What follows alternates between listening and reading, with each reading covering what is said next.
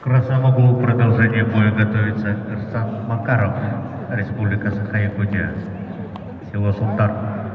Ему 14 лет, боксом занимается 4 года, имеет первый юношеский разряд. На ринге провел 38 боев, 20 из них одержал победу. Он является призером Дальневосточного федерального округа 2023 года в городе Благовещенске. Тренируется Эрсан Макаров под руководством тренеров Попова и Игнатьева Константина.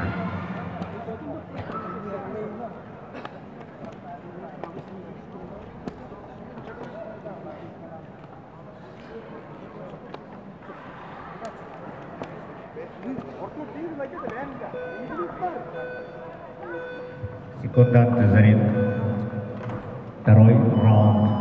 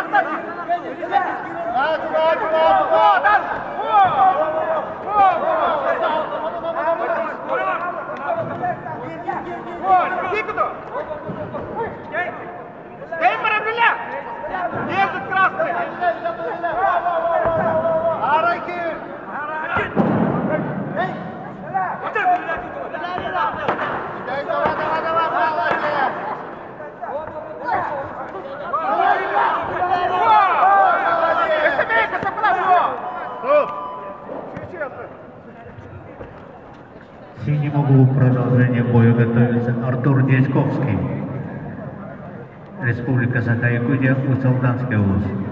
Ему 14 лет, боксом занимается 5 лет, Имеет второй юношеский разряд. На ринге провел 35 боев, 20 из них одержал победу. Он также имеет одну международную встречу, которую победил. Артур Дичковский тренируется под руководством тренера Иванова.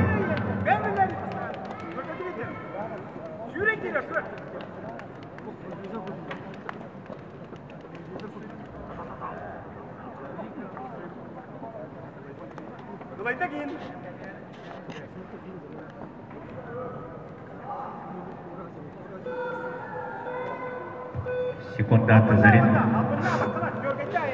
Третий раунд.